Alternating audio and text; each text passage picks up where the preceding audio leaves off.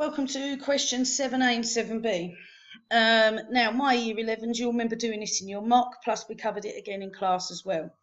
Right, so you're probably watching this video just to remind yourself, but for any other students in the world that I've connected with, I'm quite excited about this question because I've discovered a formula of how you can work it out. Now, first of all, what I'm going to do is describe each of the sensors. Now, a microprocessor controlled washing machine is fitted with a number of sensors.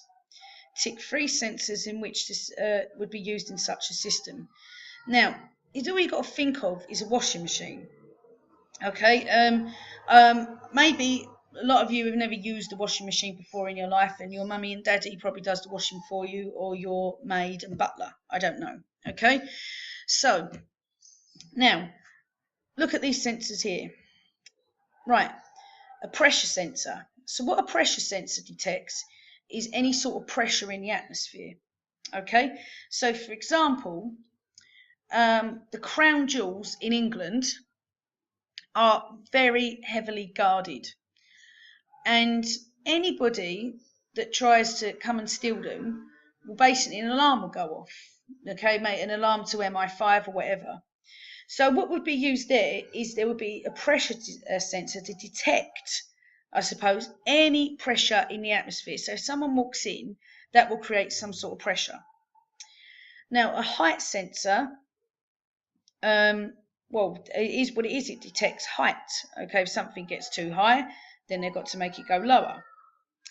Then wind speed sensors will detect any wind in the atmosphere. So if any winds become dangerous, so for example, if there's countries that look out for hurricanes, they need to detect the wind speed in the atmosphere to detect if there's any danger, because obviously some winds in some countries can become incredibly dangerous and life-threatening. A sound sensor will basically detect noise in the atmosphere of any sounds and measure it in decibels. Temperature can be used anywhere. So, for example, the temperature in a room, temperature of water, temperature of anything. So, how hot something's getting, how cold. So, imagine there's a freezer in a restaurant, and if it goes below minus 18 degrees, it will let out a sound to say too warm and keep the door closed. Moisture sensor will detect moisture in the atmosphere.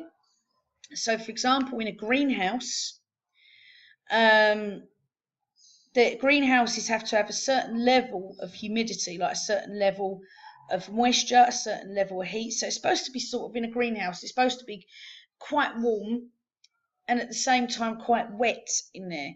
So if there's too much heat, then the plants or the herbs, whatever people are growing, are going to dry up. And at the same time, if there's too much moisture, then basically this, what will happen is in the atmosphere, all the plants and everything will start to grow mold, become moldy. Cold sensor, well, I think I've just talked about temperature, so I would say that probably doesn't exist. And a detergent sensor, okay, to see how much detergent is in the washing machine. I mean, do we need to know that? Does that exist? I don't know. Let's take a look.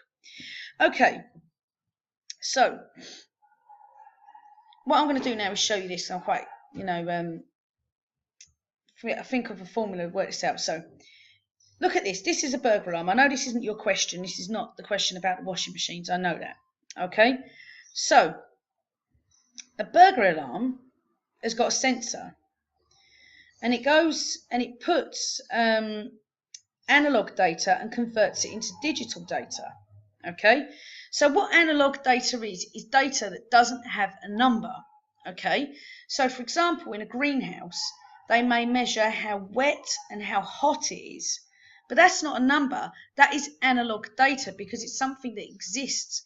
Then when they mean convert it into digital number, it converts that into a number. So for example, when you're measuring temperature, you're measuring how hot or how cold the atmosphere is.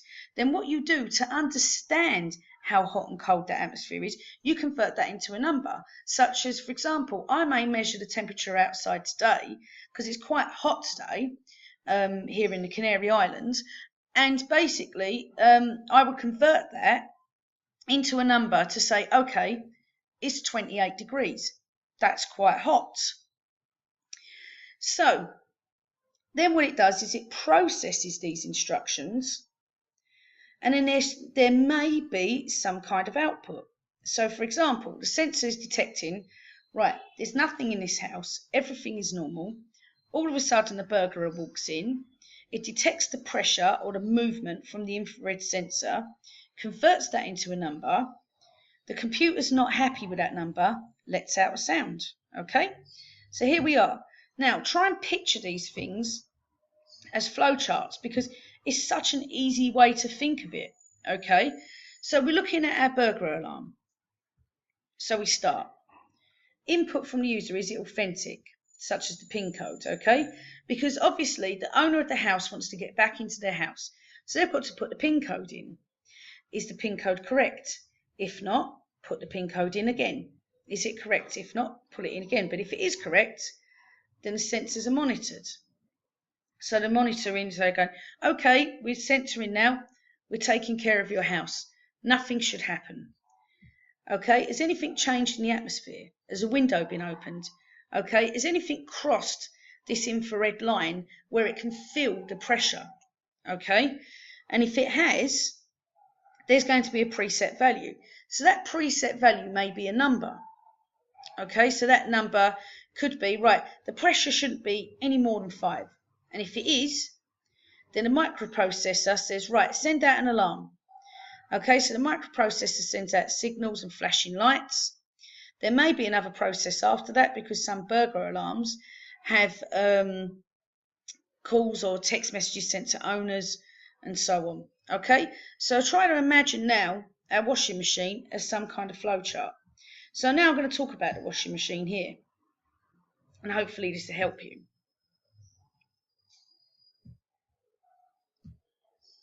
So this is basically what a washing machine does. So the washing machine will measure the temperature of the water, because you wash your clothes at a certain, temperature. If you wash all your clothes on cold, well, they're not going to be very clean, are they? Okay, but if you wash your clothes on 40 degrees, then that's enough to make sure that your clothes are clean. Or if you wash your clothes on 60 degrees because maybe you went out and played some sports and your clothes are particularly filthy and the stains need to come out. If the water's too hot, then obviously your clothes are going to pretty much disintegrate in the washing machine. So what the washing machine does is that it takes the temperature of the water. If the water is the right temperature, it opens the valves to let the water into the drum here where your clothes go. So, and obviously it has to stop at some point, because if it doesn't and it keeps letting water in, well, then it's going to basically flood your entire utility room or wherever you keep your washing machine. Okay? Then at some point, once it's washed the clothes, it needs to drain the water out, because if it doesn't, you can't open the door to the washing machine. But if you can open the door to the washing machine, then obviously all the water is going to flood out of the washing machine. So there's got to be sensors that do all these jobs. So we need a sensor to measure the temperature of the water, to make sure the water is the right temperature to wash your clothes. Then we need a sensor to open the valves to let the water into the washing machine, and a sensor to measure how much water is actually in there. Okay? Then a sensor to say, right, let the water out. So this is how it works. Storage. Okay? So it stores. It has to store preset values, okay, to detect small, medium or large loads. So then it has to read the data from the sensors, compare the readings to the preset values. Okay, so like I said, maybe it detects by weight, maybe it detects by pressure. Okay, so and it checks the temperature that the water is below or on, and then obviously if it's below the preset values, then maybe it lets it into the washing machine, maybe it doesn't. Then it opens the valves to let the water in or out, and then when the level is reached, it switches them off.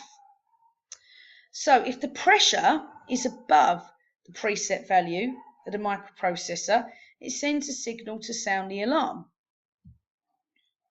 Then it calculates the microprocessor and checks the pressure is being read and calculates the amount of water to use. So these washing machines that you take for granted, okay, are actually very clever machines that have got lots of sensors, okay, and and computers to actually wash your clothes. So this is how it works. One, you've got to remember, storage, reading, comparing.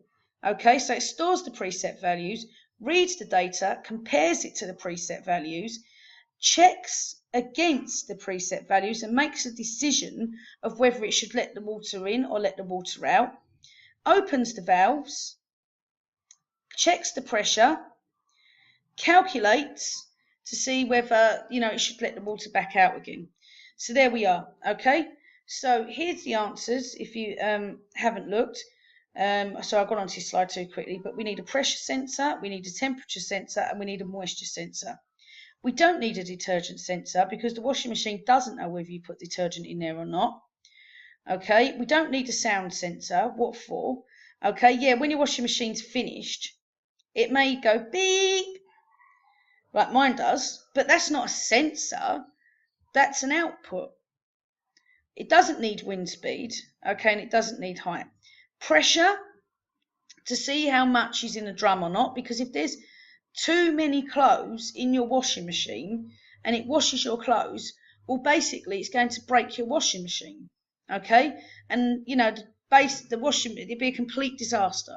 Okay, temperature sensor for the water, okay, how hot is the water, how cold is it, and a moisture sensor to detect whether it's let enough water in, because if it lets in too much, then your washing machine's going to flood. So if you ever hear of people saying, oh, well, yeah, my washing machine broke because I overloaded it, well, then the pressure sensor may not have worked, because if there's too much in your washing machine, then basically it should let out an alarm to say that it's overloaded.